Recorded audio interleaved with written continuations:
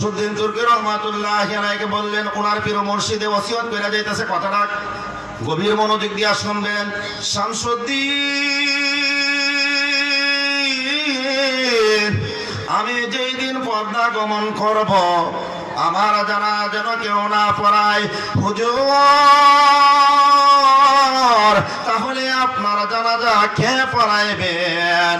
হুজুর বলতাছে, ও শামসুদ্দিন, আমি যেই দিন পর্দা গমন করব সকল তিনি বলতেছে, বাবা রে, আমার জানাজার জন্য তোমরা পাগল পারা হয় না। পূর্ব দিক হইতে জঙ্গল থেকে একজন লোক আসবে, ওই লোকটার কালো মুখোশ পরা থাকবে, কালো জুব্বা পরা থাকবে। এই লোকটা আসে কারোর সাথে কোনো কথা বলবে না। এই লোকটা ইমামের জায়গা দাঁড়ায় যাবে, কন্যা আল্লাহু আকবার। এই লোকটা আসার পরে যখন আল্লাহু আকবার বলে নামাজের নিয়ত করে, যখন আল্লাহু আকবার বলে নিয়ত বানবে, তখন সকলে তোমরা নিয়ত বাইনা নিও, কন্যা আল্লাহু আকবার। আল্লাহর ওলিরা পারে কিনা বলুন? নিজের জানাজা নিজে পড়তে পারে কিনা বলুন? আল্লাহর ওলিদের সেই কথাটা বললেন।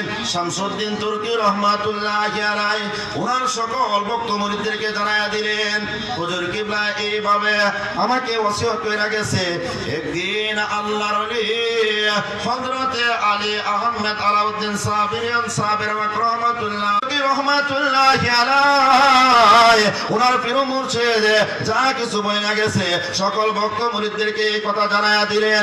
সকল ভক্ত মুরিদ দলে দলে আসতেছে, হুজুর কিবলা আর নাই, এই দুনিয়ার পর্দা গমন করছে, কন্যা আল্লাহু আকবার। সকলে আসিয়া কি করলেন, হুজুরকে সুন্দরভাবে উনাকে সুন্দরভাবে গোসল করাইলেন। গোসল করাইয়া সুন্দরভাবে উনাকে কাফন পরাইলেন। কাফন পরাইয়া খাটিয়ার মধ্যে তুলিয়া আপনার কি করলেন, জানাজার মাঠে নিয়ে গেলেন। জানাজার মাঠে নিয়ে সামনে উঠতেছে, ইমামের জন্য অপেক্ষা করতেছে। হঠাৎ করে দেখতে পাইল পূর্ব দিক হইতে জঙ্গল থেকে কে বা কারা জানে, হুজুর কিবলা যেভাবে বলছে, কালো জুব্বা পরা, এমনকি আপনার মুখোশ পরা একটি লোক আসিয়া কারোর সাথে কোনো কথা না বলিয়া ইমামের জায়গার মধ্যে দাঁড়ায় গেছে। উনার জানাজা করাইবে কে বা কারা সামনের কাতার মধ্যে দাঁড়ায় গেছে। তখন উনি তো বইলা গেছে, তোমরা কোনো কথা বলবা না, উনাকে কোনো কিছু জিগায়ও না। সুন্দরভাবে উনি কি করলেন, নামাজের নিয়ত করিয়া আল্লাহু আকবার বলে যখন নিয়তটুকু বাঁধছে, বান্দার পরে সকল ভক্ত মুরিদ, সকল মানুষ যারা জানাজা করার জন্য গিয়েছে, সকলে অবস্থায় কি করলেন, উনি সুন্দরভাবে নামাজ সমাপ্তি দিয়া দোয়া করে আবারও চলে যাইতাছে। তখন সকল ভক্ত মুরিদ কি করলেন, হুজুর কিবলার লাশ নিয়ে যাইতাছে কবরের পাশে, গুরুস্থানের দিকে। আল্লাহর ওলি উনার একনিষ্ঠ যিনি কাদেম ছিল হযরতে শামসুদ্দিন তুর্কি রহমাতুল্লাহি আলাইহি, তিনি বলতাছে, হাই রে, সবাই লাশ নিয়ে দৌড়াদৌড়ি করতেছে, কিন্তু আমি যাব না।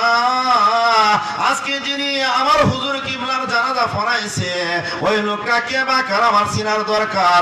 আগামী কল্য যদি আমাকে কেউ জিজ্ঞাসা করে, ও শামসুদ্দিন, তোমার পীর মুর্শিদ কিবলার জানাজা কে পড়াইছিল, কে তোমার পীর মুর্শিদ কিবলার ইমামতি করেছিল? সুবহানাল্লাহ বলেন না। শামসুদ্দিন তুর্কি রহমাতুল্লাহি আলাইহি বলতেছে, আমি কি জবাব দিব জানে? কে পড়াইছে? শামসুদ্দিন তুর্কি রহমাতুল্লাহি আলাইহি, তিনি বলতেছে, হাই রে, আমি কি জবাব দিব, মানুষের কাছে কার কথা বলবো? সকল নামাজের অর্থাৎ নামাজ শেষ হয়েছে, সকল আলাউদ্দিন সাবির আল সাবির রহমাতুল্লাহি আলাইহিকে নিচে দাফন করানোর জন্য শামসুদ্দিন তুর্কি রহমাতুল্লাহি আলাইহি তিনি উনার পিছু ধরছে। আল্লাহু আকবার বলুন। পিছে পিছে যাইতাছে, কার পিছে পিছে? যিনি ইমামতি করেছেন উনার পিছে পিছে যাইতাছে। বন্ধুগণ, এই যে পূর্ব দিক হইতে আপনার পরিচয় একটু দয়া করে মেহেরবানি করে দিয়া যান। আল্লাহর ওলির কথা ছিল কি? হযরতে আলী আহমেদ আলাউদ্দিন সাবিরি আল সাবির ফকর রহমাতুল্লাহি আলাইহি ওনার ভক্ত মুরিদদেরকে বলছি, ওনার পরিচয় তোমরা জানতে চাও না, উনি কোথায় থেকে আসছে সেটাও জানতে চাও না। সুবহানাল্লাহ বলেন। শামসুদ্দিন কয়, জীবনে আমার পীর মুর্শিদের কথা অমান্য করি নাই, আজকে আমি আমার পীর মুর্শিদ কবলার কথা অমান্য করে ফেলবো। এই জন্য আমাকে যদি জিজ্ঞাসা করে, শামসুদ্দিন, ও শামসুদ্দিন, তোমার পীর মুর্শিদ কিবলার জানাজা কে পড়াইছিল?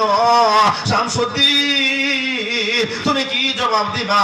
সেই জন্য শামসুদ্দিন বলতেছে, আমি আমার পীর মুর্শিদের কথা কোনোদিন জীবন অমান্য করি নাই, আজকে আমি অমান্য করব। এই জন্য আমি তো মানুষে জিগাইলে বলতে হবে।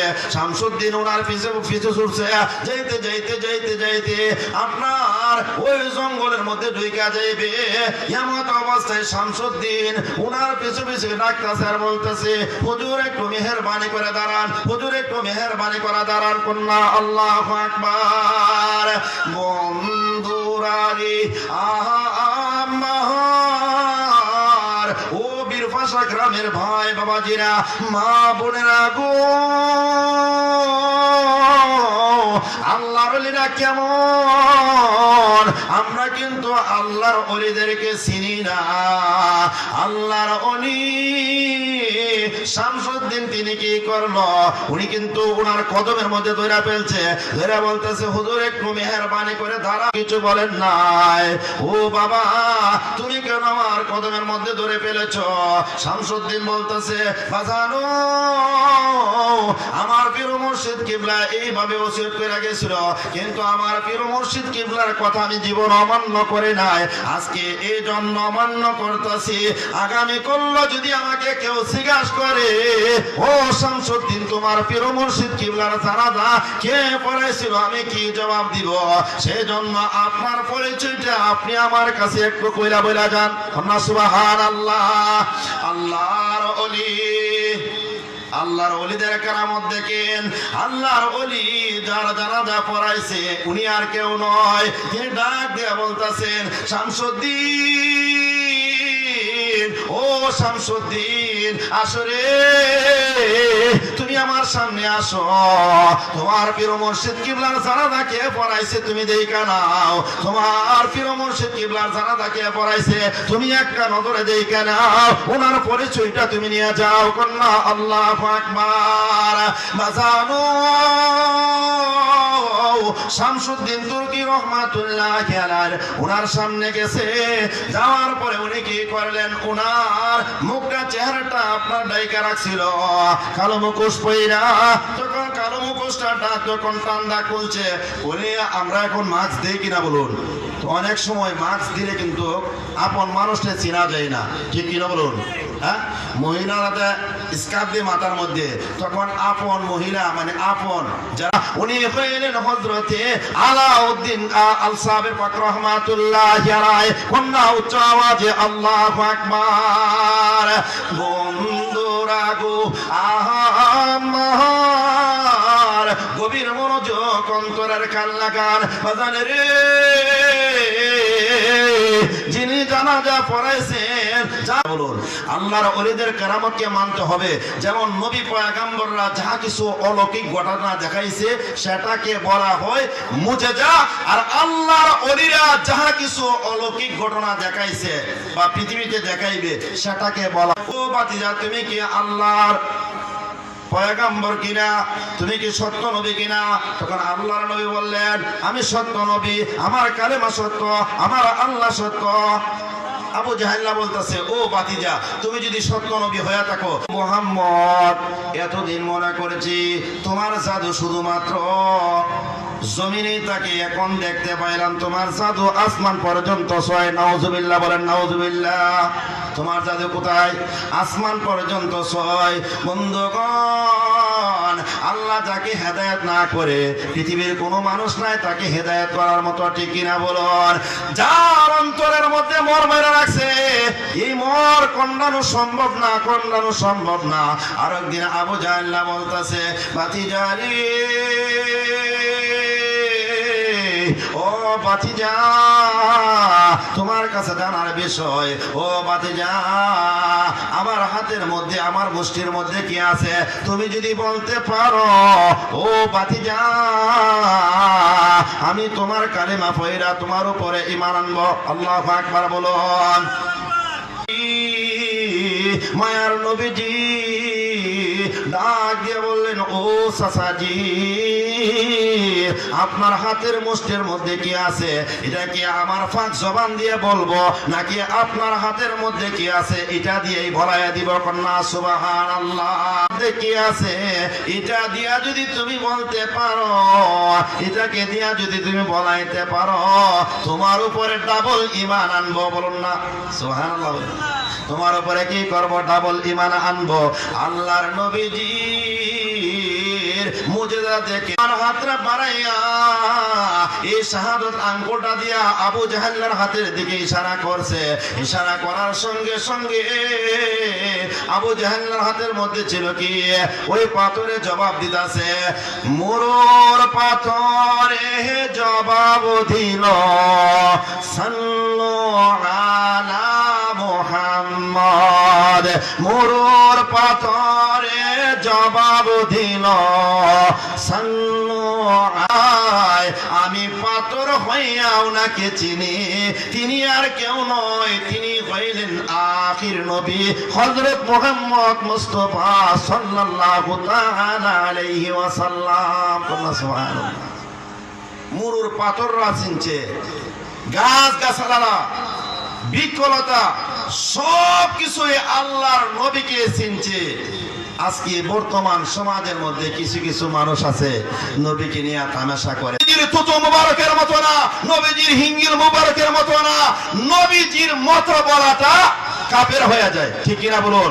সাথে সাথে লা শাক্কা, কোনো সন্দেহ নাই, এই লোকটার ঈমান থাকে না যারা বলে নবী আমার মতো। নাউজুবিল্লাহি মিন যালিক। আরে আমরা যদি নবীজির ফসরাব মুবারকের মতন হইতাম, পায়খানা মুবারকের মতন হইতাম, তাহলে আমরা ধন্য হয়ে যেতাম। ঠিক কিনা বলুন? আমরা ধন্য হয়ে যেতাম। ঠিক কিনা বলুন? সকলে মাহারেনি বাহিনী মদিনায় দয়াল নবীজি, আমাহারেনি বাহিনী মদিনায় ও নবীজি, দয়াল নবীজি, আমার নিবাইনি মদিনায় ও নবীজি। কত পাগল যাই মদিনায়, আমি কান্দি রাস্তায় রাস্তায়, অন্তরে মদিনার ফুরানি দয়াল নবীজি, আমার নিবাইনি মদিনায়, আমার আশায় চাই গো তোমায় ভালোবাসা, স্বপ্নে যুগে দিদারে দিবাইনি দয়াল নবীজি, আমার নিবাইনি মদিনায়, আমার নিবাইনি মদিনায় দয়াল নবীজি, আমার নিবাইনি মদিনায়। উচ্চ আওয়াজে বলুন আল্লাহু আকবার।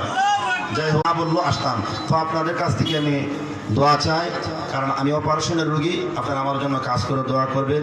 আল্লাহ পাক যেন আজকের মাহফিলকে কেন্দ্র করে আমাকে যেন পরিপূর্ণভাবে সুস্থতা করেন। সকলের কাছে আমি দোয়া চেয়ে বিদায় নিলাম।